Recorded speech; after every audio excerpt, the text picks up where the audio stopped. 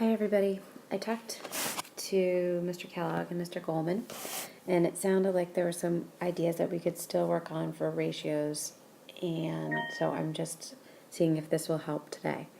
So if I start out with this example of, say, Mr. Kellogg, for every 2 red markers he has, he also has 3 blue markers.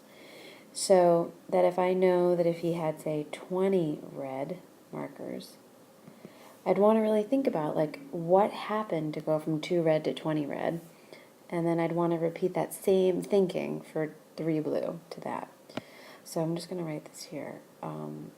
Red, 2 red, and then this was 3 blue was my original ratio. So now I'm going to say my 20 red. Because it's red, it's going to stick with this red here.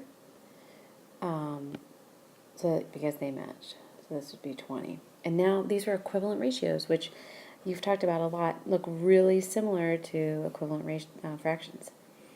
They are different because this is part to part, whereas fractions are part to whole, we've talked about too, but we treat the relationships in terms of being equivalent the same way. So I know that I have 10 times as many red markers, so that means I'm going to need 10 times as many blue markers. And I can check it, which is so nice. If I take right here 20 to 30 and I simplify that ratio, it brings me back to here. There's no adding, there's no subtracting, it is just multiplying. So let's try a couple other situations. So let's say if I have instead, so taking care of 20 reds, maybe this time he has, let's go with 48 reds. What I can do is instead of going here to start, I can go back to my original ratio. How did I go from 2 to 48? I multiplied by 24. So I'm going to do 3 times 24, which is 72. Okay, so taking care of that one. Then what I could also do is I could say instead, maybe this time he has, let's go with 45 blue. So I'm going to keep, again, blue here. It's going to match the blue here, so my 45. I don't use this one. I don't use this one.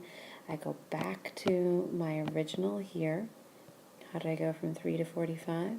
I multiply by 15. I'm going to do the same thing with the 2. 2 times, 15, and that gives me 30. So these are equivalent ratios. So I want to try another couple with you on the next slide.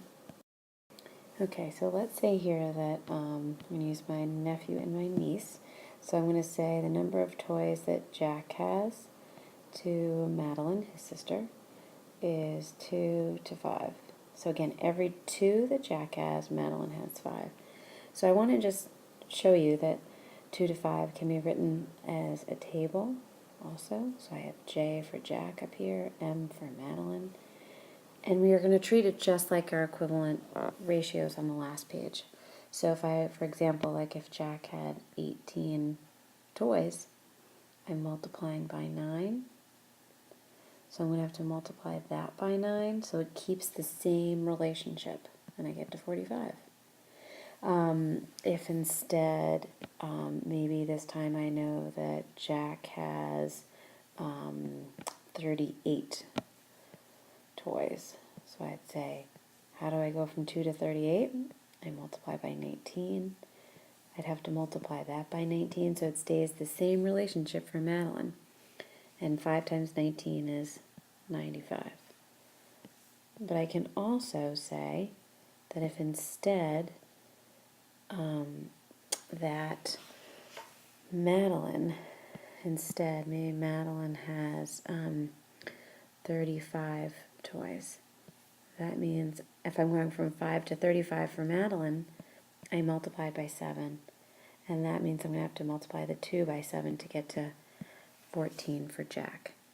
I'm going to take this same situation and just set it up 2/5 was equal to 18 over what? Because these were Jack to Madeline.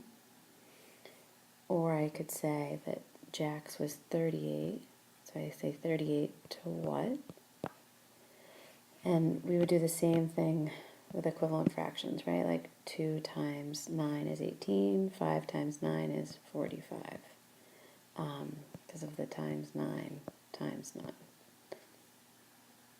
So if you want to think about it like a table here, you can.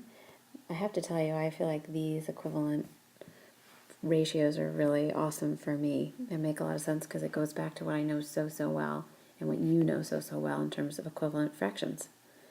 Okay, give this a try with the worksheet that Mr. Fries is going to give you today. I know you can do it.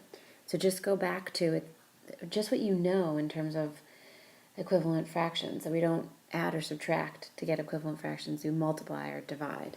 So to get the same relationship. Okay, keep that in mind. I know you'll do well. Hopefully I'll see you soon.